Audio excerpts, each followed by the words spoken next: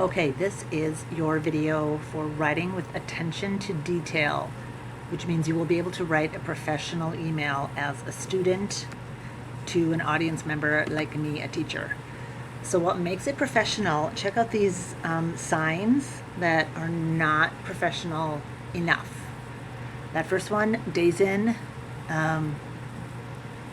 you can read that, but that's not what they meant to say. Like they need a space between those. Those are two different thoughts that are combined. The second one, punctuation makes a difference, right? As you read that, what they meant to say. And then that third one, I don't even know what to tell you. I'm not sure what that means.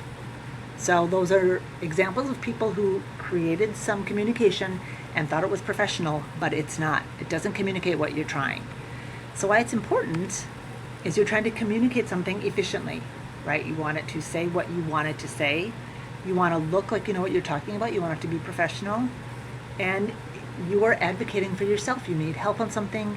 You need something that you were promised, whatever it is. So you want to be able to communicate using those terms and get what you need.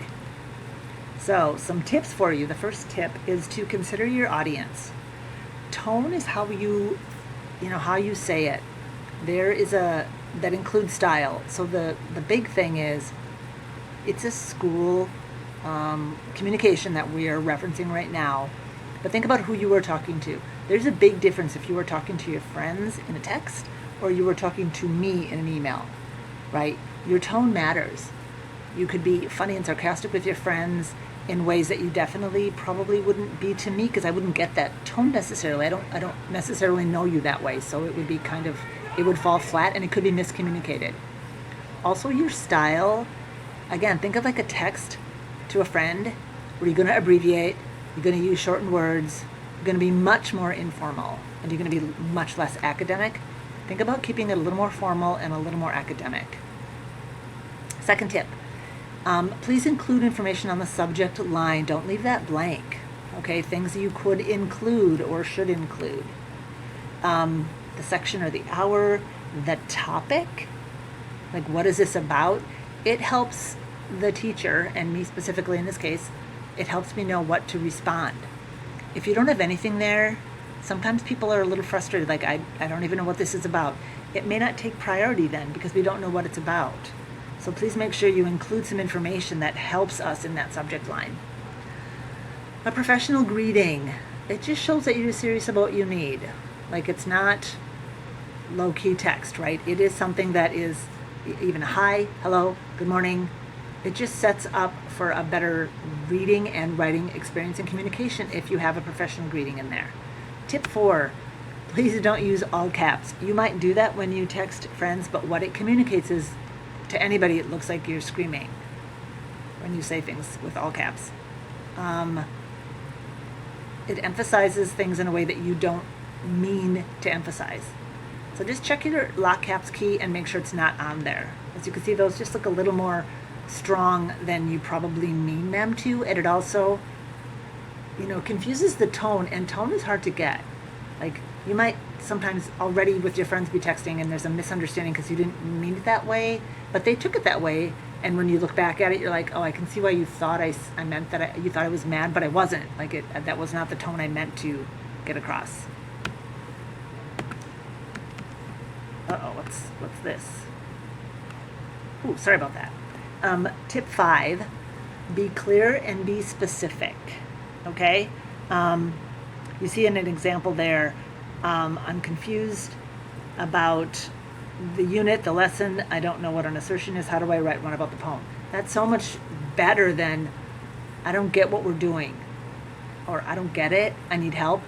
Those all might be true statements, but they're not specific enough for me to give you help. Like, I don't know if you say you don't get it, I don't know what it is.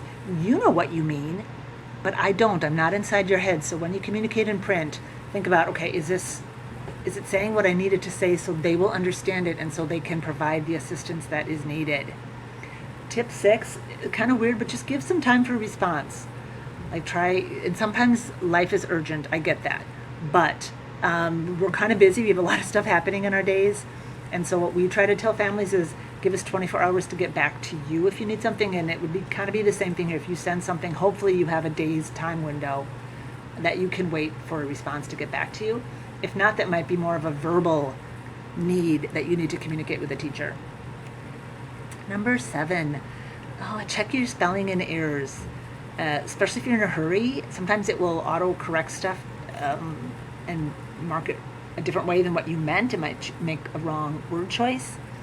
And I try to do this too. It doesn't mean to, but it comes off disrespectful when you have the names misspelled or wrong. And I know that's not your intent, but just double check it because there's places you can check it. And I will also try to do the same thing when I communicate.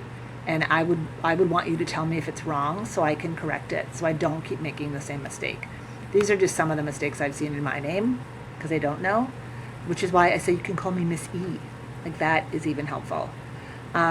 As you're checking your voice again in that final proofread, is this an appropriate, kind of ask yourself, is this appropriate for a school request or is this more like a text to a friend? Kind of be aware of that. And then at the end of your message, include a signature and a closing. It just lets the reader know that you're done. Thank you, your name, sincerely, see you tomorrow, thanks, and whoever you are. That just helps us know, okay, this is done. If you don't have something like that and you send it, sometimes the reader's like, wait, is there more? Did they accidentally send it? Is something missing? It can lead to confusion. So try to keep your communications that you email professional, clear, and try to follow these tips. Good luck.